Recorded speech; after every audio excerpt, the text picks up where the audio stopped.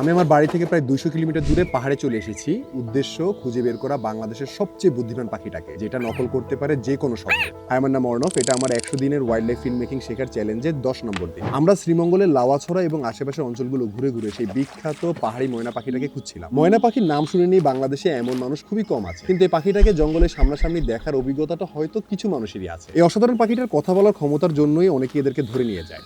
তার উপরে বন ধ্বংস, পরিবেশ পরিবর্তন সবকিছু মিলিয়ে ময়না খুঁজে পাওয়া দিন দিন কঠিন হয়ে যাচ্ছে। ময়না পাখিটাকে খোঁজার জন্য আমরা একটা অ্যাপের সাহায্য নেই, যেটা পাখির ডাক শুনে বলে দিতে পারে কোন পাখি ডাকছে। কিন্তু একটা বড় সমস্যা, দীর্ঘ সময় ধরে আমাদের অ্যাপটা ওপেন করে রাখতে হতো। এক্ষেত্রে আমাদের হেল্প করেছে নতুন ওপ্পোর A6 ফোনটা। এই ফোনে রয়েছে একটা 7000 mAh এর বিশাল ব্যাটারি, যেটা আমাদের পাখি খোঁজার অভিযানকে করেছে অনেক সহজ। টানা 4-5 ঘন্টা পাখি খোঁজার পরও ফোনের চার্জ শেষ হওয়া নিয়ে আমাদের কোনো টেনশনই ছিল না। বিশাল ব্যাটারির কারণে এই ফোনের সাহায্যে আমরা বিভিন্ন রকম পাখি খুঁজে বের করেছি।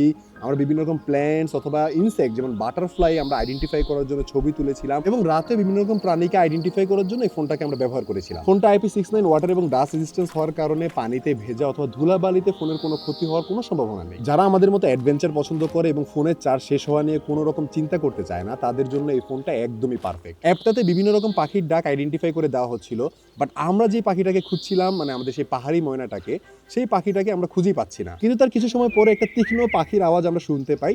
আমরা আমাদের অ্যাপের দিকে তাকাই এবং সাথে সাথে দেখাচ্ছে কমন হিলি ময়না। তখন আমাদের এক্সাইটমেন্ট অন্য পর্যায়ে পৌঁছায় যায়। আমরা সেই ডাকটাকে ফলো করতে থাকি এবং সেই ডাকটাকে ফলো করতে করতে আমরা ছোটখাটো একটা পাহাড়ের উপরে উঠে যাই। অবশেষে আমরা ময়না পাখিটাকে খুঁজে পাই। মুক্ত পরিবেশে ময়না পাখিটাকে দেখতে এত অসাধারণ লাগতেছিল। আর সব থেকে মজার বিষয়টা কি, পাখিটা মনের আনন্দে গাছের উপরে বসে ডাকাডাকি করতেছে, যেটা শুনতে এবং দেখতে অসাধারণ লাগতেছিল। ময়না পাখিটার এত সুন্দর ডাক দেখে কোথা থেকে জানি একটা টার্টেল ডাব ওর পিছনে এসে বসে এবং ও ডাকাডাকি করা শুরু করে দেয়।